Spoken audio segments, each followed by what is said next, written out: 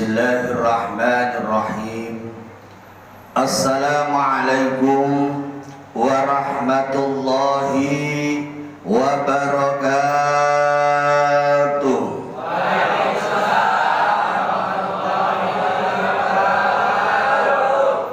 Bismillahirrahmanirrahim.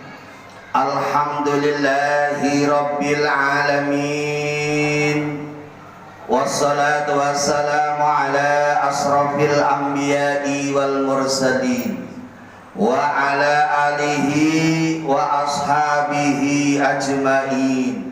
Rabbi israh li sadri wa yassir li amri wahlul 'uqdatam min lisani yafqahu qawli, amma ba'du. Yang saya hormati para alim, para kiai, para asatid, segenap tokoh masyarakat, wabil khusus Ketua DKM Masjid Riyadul Jannah beserta jajaran kepengurusan yang lainnya, para jamaah, bapak-bapak, ibu-ibu sekalian yang hadir pada malam hari ini, yang moga-moga semuanya dirahmati Allah Subhanahu wa Ta'ala. Pada malam hari ini alhamdulillah kita sudah bisa melaksanakan sholat tarawih yang ke berapa? 14 atau 13? 14. Berarti ngitungnya benar-benar. Ngitungnya benar-benar. Mudah-mudahan benar. Pada malam yang ke-14 ini diriwayatkan dalam sebuah hadis, wa fil lailatir rabi'ata asyarata, pada malam yang ke-14 ini ja'atil malaikatu yashhaduna lahu. Ja'atil malaikatu, telah datang para malaikat. Untuk apa malaikat datang? Yashhaduna lahu, mereka menjadi saksi bagi orang yang sholat tarawih pada malam hari ini, annahu qad shollat tarawih, sesungguhnya orang yang hadir pada malam hari ini disaksikan oleh semua malaikat bahwa kita benar-benar dilaporkan Allah kita sedang sholat tarawih. Walaupun tadi sholat tarawihnya ada yang gerutu, betul apa betul? Imamnya lama amat. Betul apa betul? Wah, ini kan Pak Kiai Nurhadi itu bacanya itu hati-hati Pak, supir itu harus hati-hati. Ini baru Bismillahirrahmanirrahim, amin, belum apa-apa, amin. Ini karena kita nggak tahu pahala yang akan kita terima pada malam hari ini, bahwa malam ini kita disaksikan oleh malaikat-malaikatnya Allah, bahwa malaikat ini adalah makhluk yang tidak pernah berdusta. Malaikat ini makhluk yang selalu benar, yang selalu taat sama Allah Subhanahu. Bayangin kalau kita lagi di persidangan Pak, kalau kita mendatangkan seorang saksi yang jujur, kira bayarnya mahal apa murah? Bayarnya mahal apa murah? Mahal. Ini malaikat gak perlu minta bayaran dari kita. Kita cukup tarawih pada malam hari ini, kita dilaporkan kepada Allah, kita dikatakan sholat tarawih pada malam hari dengan sempurna. Alhamdulillah. Masih fala yuhasibuhullahu yaumal qiyamah. Allah tidak akan menghisab kesalahan orang-orang yang mau sholat tarawih pada malam hari ini besok di hari kiamat. Alhamdulillah. Makanya sholat tarawih itu penting apa penting? Penting apa penting? Sholat tarawih itu penting para jamaah. Jadi tarawih dengan puasa itu satu paket, nggak boleh diambil separuh. Kalau mau tarawih ya mau puasa, kalau mau puasa ya mau tarawih. Ini satu paket, nggak boleh diambil separuh. Walaupun tarawih hukumnya sunnah muakkad, tapi karena adanya tarawih itu kan hanya di Ramadan. Kalau nggak Ramadan nggak ada. Coba nanti Syawal Bapak tarawih sendirian, nggak ada temennya. Betul apa betul? Hah? Makanya hanya sebulan kita disuruh puasa, disuruh traweh. Ya, nah ibarat puasa dan traweh ini saya ibaratkan orang itu pakai pakaiannya lengkap, ya pakai celana, ya pakai baju. Jadi harus pakai semuanya. Kalau ada orang yang mau ambil setengah paket, ada orang yang mau ambil puasanya saja, puasanya mau, trawehnya nggak mau. Ini diibaratkan orang itu baru pakai celana, nggak pakai baju. Gimana kira-kira? Ya masih bagus lah, masih berani jalan-jalan ke sana, masih puasa, ya kan? Ini dunia kebalik. Kadang-kadang ini puasanya nggak mau, trawehnya mau. Ada yang begitu? Hah? Trawehnya mau, puasanya nggak mau. Kenapa? Lah di rumah nggak ada temennya. Biasanya kongko-kongko ngopi, nonton TV bareng-bareng. Sekarang nggak ada temennya. Semuanya pada ke masjid. Akhirnya dia ikut ke masjid. Padahal nggak puas, supaya dikatakan puasa. Kalau ada orang seperti itu, puasanya kagak, trawehnya mau. Ini namanya dia ibaratnya pakai baju, nggak pakai. Gimana kira-kira? Lucu. Lawan nggak pakai baju, nggak pakai celana, kok pakai baju. Yang lebih lucu lagi, ngakunya nggak mau puas, nggak mau ada nggak orang begitu? Ada nggak? Ngakunya nggak mau puas, nggak mau itu ibaratnya orang nggak pakai baju, nggak punya malu. Ya, saking nggak punya malunya, puasa kagak, traweh kagak, lo lebarannya paling semangat. Ini dilarang mudik sudah jauh-jauh deh. Wah, nggak bisa pulang, nggak bisa mudik. Puasa enggak, nanya lebaran. Lebaran bukan berarti yang puasa. Kalau nggak puasa nggak usah nanya lebaran. Kalau nggak puasa nanya lebaran, ya kan? Lebaran itu bagi orang yang puasa. Ini nggak puasa, nggak traweh, nanya lebaran, nggak punya malu, dasar lo. Ya nggak punya malu namanya ini. Ya ini. Maka dari itu mari kita gunakan kesempatan yang baik ini untuk melakukan ibadah puasa yang sebaik-baiknya. Para jamaah yang saya hormati, salah satu tujuan puasa adalah la'allakum tattaqun, membentuk manusia supaya menjadi orang yang bertakwa kepada Allah Subhanahu wa ta'ala. Takwa itu apa? Takwa ini arti secara istilah adalah imtisalul awamiri wajtinabun nawahi, yaitu berusaha dengan semaksimal mungkin untuk menjalankan seluruh perintah-perintah Allah dan berusaha dengan semaksimal mungkin untuk menjauhi larangan-larangan Allah Subhanahu wa ta'ala. Kapan dimulai? Ya dari sekarang. Jangan nunggu nanti kalau udah tua.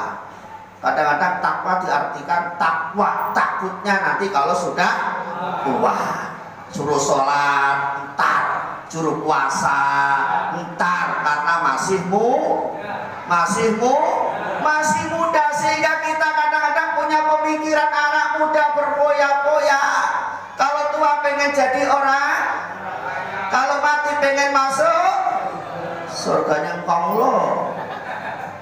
Surganya Allah pakai main-main. Ya, pengen surga nggak? Kalau pengen surga ya harus ibadah yang benar, karena ibadah ini muaranya, tujuannya semuanya ibadah adalah la'allakum tattaqun. Nah, siapa orang yang bertakwa itu? Ada 3 tanda orang yang bertakwa. Yang pertama adalah alladzina yunfikuna fis-sarra'i wad-dharra. Yang pertama adalah tanda orang yang bertakwa. Yang pertama adalah orang yang mau menginfakkan sebagian hartanya, baik dalam keadaan lapang maupun dalam keadaan sempit, baik dalam keadaan kaya maupun dalam keadaan miskin, baik dalam keadaan sehat maupun dalam keadaan sakit. baik dalam keadaan aman maupun dalam keadaan tidak aman. Ini ya, itu tanda orang bertakwa. Kalau orang kaya rajin sedekah, wajar dia kaya, banyak harta, gitu kan? Yang kurang, yang nggak nyangka-nyangka ini kan kadang-kadang nggak punya tapi rajin sedekah. Karena orang yang bertakwa ini cirinya adalah orang yang rajin sedekah. Maka dari situ bisa dipahami infak ini dibagi jadi dua. Ada yang namanya infak wajib, ada yang namanya infak sunnah. Infak wajib namanya zakat. Zakat ada dua, ada zakat fitrah, ada zakat mal. Zakat fitrah tujuannya untuk membersihkan jiwa raga kita ini. Kalau zakat mal tujuannya untuk membersihkan harta yang kita cari selama ini. Berapa jumlahnya? Kalau zakat fitrah sudah disepakati itu 3,5 liter beras. Karena ini zakat adalah ibadah, maka saya sepakat dengan pengurus DKM Masjid Riyadul Jannah ini memakai harga standar beras yang termahal. Terima kasih, alhamdulillah. Ya, karena kita ibadah ini harus yang terbaik. Jangan kok malah yang ditentukan 3,5 liter. Harganya nggak ditentukan. Cari beras raskin. Ya, beras raskin kan sekilonya berapa Pak? Hanya 3.000, 4.000 kali 3,5 berapa? Kan sama-sama beras. Giliran zakat ibadah pakai beras yang jelek, giliran suruh makan sendiri kagak mau, namanya nggak adil. Ya, zakat ini kan untuk melatih kejujuran kita, bukan untuk apa-apa, untuk melatih kejujuran kita supaya kita ini jujur di hadapan Allah Subhanahu. Zakat mal ngitungnya berapa? 2,5%. Misalnya punya uang 1 juta ya 25.000 dikeluarin. Punya 100 juta ya kali 100. Punya 200 juta ya kali 200. Siapa yang ngitung? Ya yang punya harta lah. Masa orang lain suruh ngitung? Kita kan harus jujur. Dan jangan main-main sama Allah. Kalau Allah dibohongi, kalau Allah mencabut kenikmatan, yang rugi bapak ibu sendiri. Makanya harus jujur. Nggak usah ini punya uang 100 juta, dikurangi 10 juta, yang 10 juta nggak dijakati. Sampai diomong tetangga, loh sampai uangnya banyak, jakatnya sedikit, kamu kok urusin harta saya. Lah kalau nggak digituin nggak inget. Ya, ini Pak, kalau zakat harus pas, karena zakat itu wajib. Ada aturan mainnya, tidak boleh diatur sendiri. Aturan mainnya 2,5% keluarin. Karena apa? Karena itu kotoran. Kotoran nggak dikeluarin akan bahaya. Lumpuk-lumpuk, lama-lama jadi penyakit apa? Penyakit hati. Penyakit hati itu kalau sudah numpuk Pak, waduh repot. Penyakit yang paling sulit diobati kan penyakit AIDS. Ya kan? AIDS itu AIDS. Itu penyakit hati semua itu. A-nya angkuh, I-nya iri, D-nya deng, S-nya serak, angkuh, iri, dengki, serak. Udah komplikasi itu penyakit. Udah susah diobati. Orang kalau makin pelit, nggak mau sedekah, nggak mau zakat, pasti kena penyakit itu. Makin kaya, makin angkuh, makin iri, makin hasut, makin dengki, makin serakah. Betul apa betul? Makanya orang Islam jangan pelit. Tangan di atas lebih baik daripada tangan di. Artinya orang yang suka sedekah lebih baik daripada orang suka meminta Saya tanya sama bapak ibu, mintanya ini kalau dikasih sama Allah itu pengen jadi tangan di atas atau tangan di bawah? Di atas. Di atas. Enggak pernah jawab. Di atas di bawah? Di atas, sepakat? Alhamdulillah. Alhamdulillah. Dibuktikan. Jangan ngomong doang. Ya, COD cuma ngomong doang. Ya. Kadang-kadang apa? kita mentalnya ini masih tangan di bawah. Contoh, ya sekolah pengen gratis, pengobatan pengen gratis, apa-apa pengen gratis. Itu mental tangan di atas atau mental tangan di bawah? Ada bansos kelewatan aja RT-nya didiemin sampai 3 bulan nggak diomong-omongin. Itu mah di sono. Di sini ya begitu sama. Kasihan RT-nya, gajiannya nggak seberapa, diomong aja. Mestinya kalau kelewatan, alhamdulillah saya ini dianggap orang mampu, saya dianggap orang kaya. Begitu Pak. Jangan kok kelewatan, waduh RT-nya dimusuhi sampai 3 bulan. Sekolah pengen gratis, KJP semua pengen dapat KJP. Padahal ini adalah untuk orang yang tidak punya. Kadang-kadang saya tuh kadang-kadang pengen ketawa. Orang ngajuin KJP gelangnya segini ibu tuh, ya perhiasannya penuh. Saya pernah negur Bu pakai KJP. Ih Pak Ustadz, bukan duit Pak Ustadz ini, duit pemerintah. Ayah duit pemerintah, tapi kan ini gunanya untuk orang yang tidak diserobot. Jangan main serobot dong. Kita jujur. Kalau kita mampu ya mampu, kalau enggak ya enggak. Kan gitu Pak. Ya, ini untuk zakat begitu. Zakat ada aturan yang pasti. Jangan dimain-mainin. Main-main urusannya resiko tanggung sendiri. Enggak percaya buktikan. Pokoknya enggak percaya buktikan. Kalau Bapak pengen berkah hartanya, silakan dizakati sesuai keadaan yang pasti, jangan dimain-mainin. Itu. Yang kedua, kalau sudah zakat jangan terima zakat. Ini kadang-kadang zakat fitrah ini kadang-kadang sorenya Pak, sekarang nih ngasih beras ke panitia. Ya, giliran malam hari raya Idul Fitri, panitia ketok-ketok pintu, tok, assalamualaikum, waalaikumsalam Bu, ini ada zakat dari Masjid Riyadul Jannah. Iya Pak, makasih, alhamdulillah. Loh, kemarin itu zakat, kok nampak menerima zakat? Itu bukan zakat namanya Pak, namanya tuker beras. Namanya Pak, tuker. Harus jujur, nggak usah diawasi manusia. Kita cukup yang pengawasi adalah Allah Subhanahu. Di sini ada nggak yang model tukar beras begitu? Banyak. Tanggung jawab panitia. Tanggung jawabnya panitia Pak, begitu itu. Ya, jangan asal ngasih aja, yang penting berasnya habis, tugasnya selesai. Loh, zakat ini harus pas, ngeluarinnya pas, ngasihnya juga harus pas. Jangan asal-asal ngasih, yang penting berasnya habis, tanggung jawab selesai. Oh, nggak bisa begitu. Emangnya gampang jadi panitia? Susah.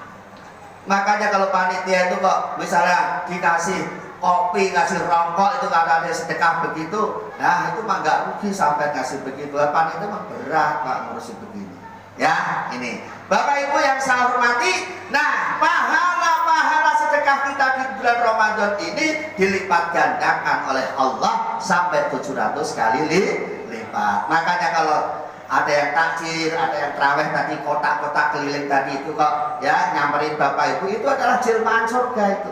Ya, surga itu lagi nyamperin Bapak Ibu. Assalamualaikum hai hamba Allah yang taat ibadah, saya nyamperin kamu, silakan kamu isi ini, kamu nanti akan masuk dalam surganya Allah. Udah disamperin surga, kitanya lewat. Ya, nggak ngasih, nggak masukin. Padahal itu masukin aja, mau 2.000, mau 5.000, mau 10.000, itu insya Allah menjadi aset kita ketika kita di surganya Allah Subhanahu wa Ta'ala. Yang pertama, yang kedua, wal kadhiminal ghaidh. Yang kedua adalah orang yang bisa menahan hawa amarah. Ya, ini. Orang yang pertama ini bisa menahan hawa marah, walaupun dia itu bisa emosi, tapi tetap dia tidak emosi. Karena ujian yang kita hadapi macam-macam Pak. Ya, ujian yang kita hadapi macam-macam. Semua manusia pasti mengalami Ujian, ada yang diuji lewat ekonomi, ada yang diuji lewat keluarga, ada yang diuji lewat kesehatan. Pasti dialami manusia. Kadang-kadang ekonominya sulit, padahal kerja sudah empot-empotan. Ya, ekonominya bagus, kesehatannya kurang bagus, banyak duitnya, tapi mau makan sate aja mikir, karena takut kolesterol darah tinggi dan penyakit yang lainnya.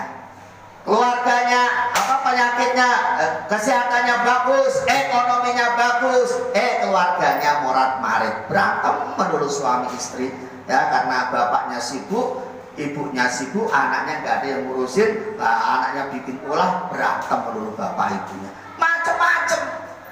Ya, ini ujian pribadi, ujian sampai nasional sekarang kita hadapi, adanya corona nggak kunjung-kunjung selesai.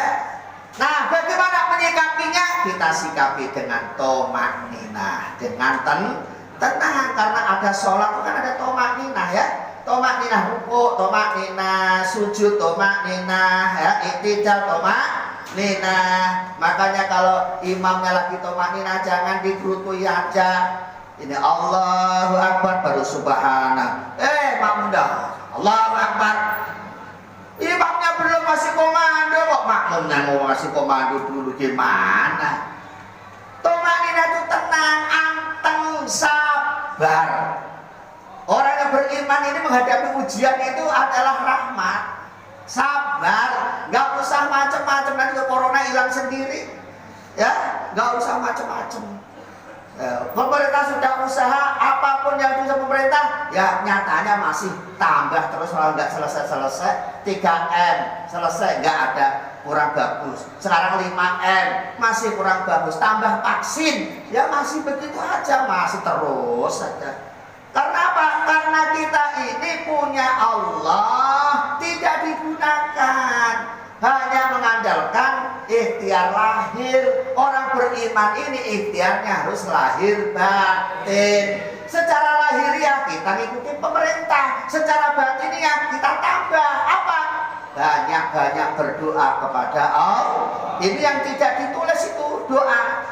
Doa silahul mukminin, doa ini senjatanya orang mukmin. Jangan menyepelekan doa. Negara kita merdeka ini juga dulu berkat doa, atas berkat rahmat Allah. Dalam undang-undang jelas, undang-undang pembukaan undang-undang dasar, atas berkat rahmat Allah, bukan kok usaha yang pertentangan betul, enggak. Tetap doa itu penting. Lawan bedil kok dodor-dodor lawan bambu runcing kok menang bambu runcing. Kenapa? Bambu runcing itu didoain sama kiai. Ya, bismillahirrahmanirrahim. Berangkat. Menang.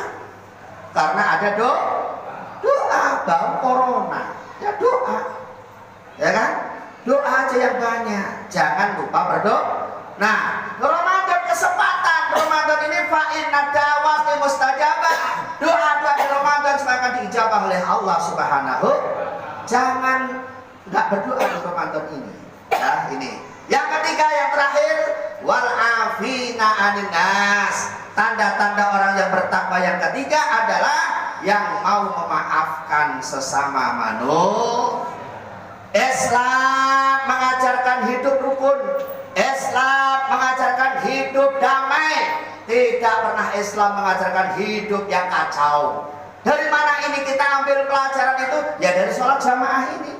Kita setelah sholat jamaah, assalamualaikum warahmatullah, assalamualaikum warahmatullah, jabat tangan ke kanan, ke kiri, ke depan, ke belakang. Itu kan artinya apa? Hei manusia yang rajin sholat, di luar masjid sana kamu punya masyarakat.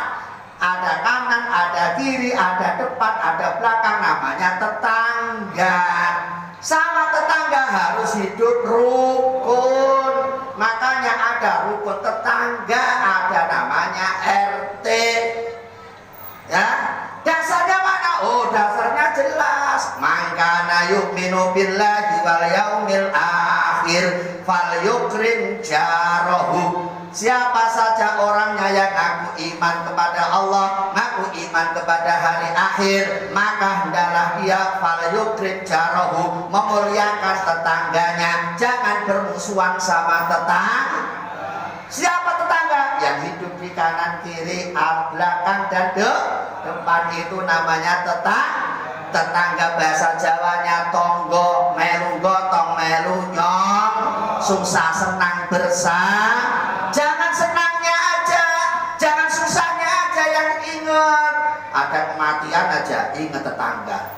Ada kebakaran kita tolong tetangga.